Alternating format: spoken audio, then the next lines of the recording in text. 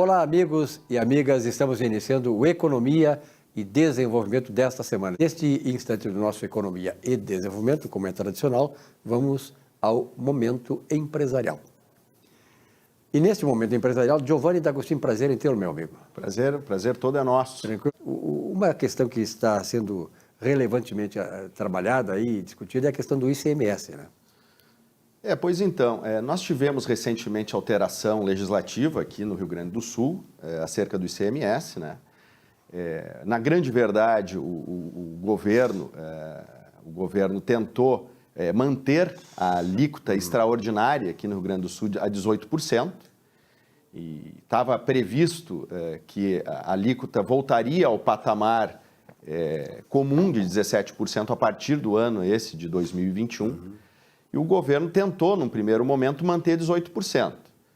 Não iria conseguir, não tinha ambiente, né? O povo gaúcho já está pagando mais tributo, até inclusive, do que consegue pagar.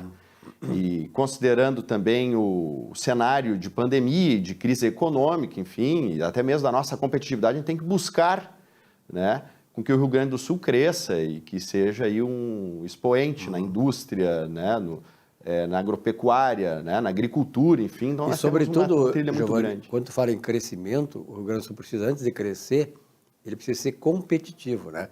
Que se tu não tem um estado competitivo, inclusive na questão tributária, tu perde investimentos e tu deixa de crescer.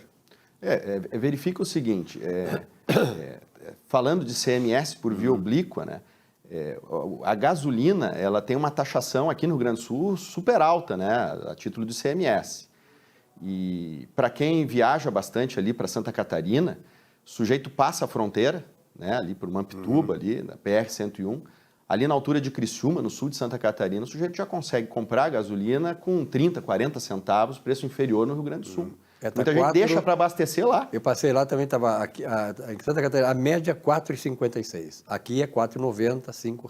Pois é, isso é competitividade também. Então, na medida que a gente tem que gastar menos com o governo, né, com o Estado, a gente acaba sendo mais competitivo, porque o recurso fica para a iniciativa privada, e a iniciativa privada é que traz competitividade. Mas, enfim, o que me trouxe aqui hoje foi falar sobre o ICMS. Temos muita dúvida acerca da diferença de alíquota, não é? Eu gostaria de trazer alguns conceitos ali sobre diferença de alíquota para explicar o que mudou e a partir de quando vai mudar. Bom, a diferença de alíquota nada mais é do que a variação entre a alíquota interestadual e a alíquota interna. Nada mais do que isso. Dentro dos atributos de complexidades do ICMS, existe a figura da alíquota interestadual. Mas para que serve essa alíquota interestadual? Ela serve para o seguinte: o ICMS é um imposto sobre consumo, não é? Então, vamos imaginar que um contribuinte sediado aqui no Rio Grande do Sul, né, ele compre de um comerciante situado em São Paulo para revender aqui no Rio Grande do Sul. O que acontece? A alíquota interestadual, nesse caso, é de 12%. Então, vai comprar mercadoria com ICM destacado na nota do nosso fornecedor lá, 12%. Mesmo sendo lá em São Paulo a alíquota de 18% ou 17%, a alíquota interestadual, que é a alíquota entre contribuintes, ela é menor, é a alíquota interestadual. Por que isso? Porque o contribuinte daqui vai creditar o ICMS a 12%, quando vender, vai vender a 17,5%, então nós vamos ter uma adição de valor para o estado de consumo, que é, no caso, o Rio Grande do Sul. Então, isso é a diferença de alíquota. Numa situação de normalidade, então, o sujeito compra a mercadoria de um fornecedor de São Paulo, credita 12% na escrita fiscal, quando vender, debita 18,5%, então vai pagar 18,5% sobre a margem de venda, sobre a margem de lucro, digamos, e mais a diferença de alíquota, correto? No entanto, as legislações estabeleceram que as empresas precisam antecipar a diferença de alíquota. O que é antecipar? Vamos imaginar que o sujeito compre lá de São Paulo a 12%, então ele faz o cálculo de 12% para 17% e 17,5% que é a nossa alíquota interna. Essa diferença tem que ser paga, tem que ser antecipada.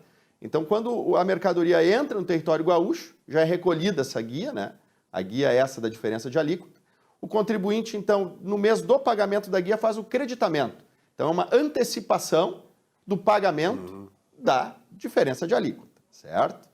O que acontece? Então, para as empresas que não são do Simples, que fazem ali os cálculos de débitos e créditos, então pagam a diferença de alíquota, acredita no mês seguinte, né? Ou no mês do pagamento.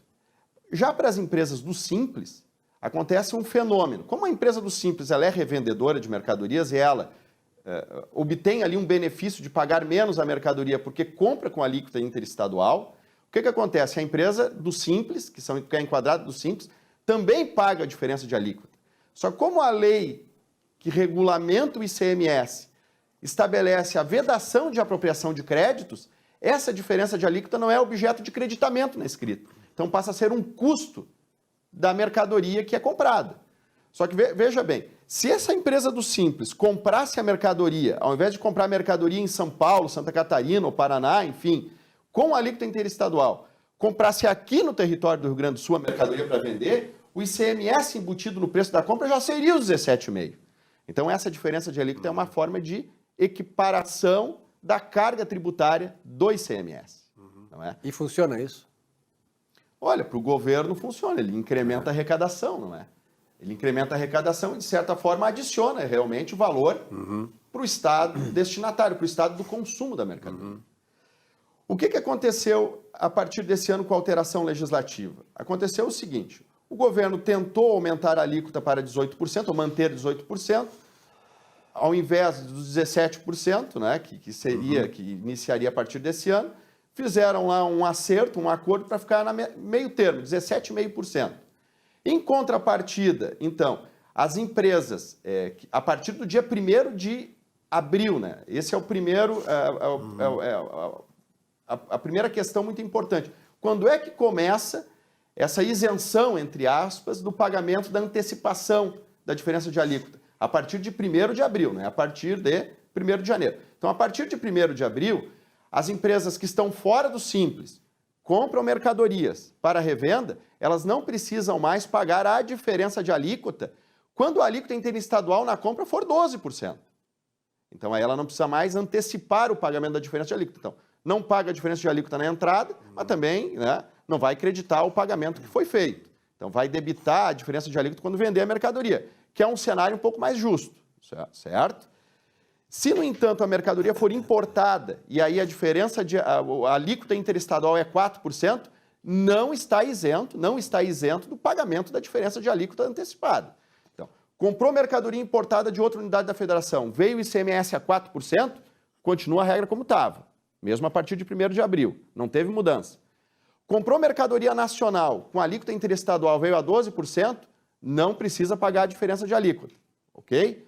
E essas empresas que não estão no Simples, comprou mercadoria para uso e consumo, que não vai ter saída subsequente, ou comprou para imobilizado, continua pagando a diferença de alíquota, mas não acredita. E agora, a última informação, empresas do Simples. A regra é muito semelhante. A partir do dia 1º de abril, comprou mercadoria de outra unidade da federação a 12%, sacado na nota, não paga mais a diferença de alíquota, que o nome é DIFAL. Não paga mais, não tem esse incremento de custeio. No entanto, se comprou mercadoria importada e a alíquota de fora do estado vem a 4%, aí continua pagando a diferença de alíquota. Perfeito. Eu acho que está muito bem esclarecido, né, Giovanni, para quem está envolvido nessa questão. E essas coisas sempre tentam um equilíbrio fiscal entre os estados da federação.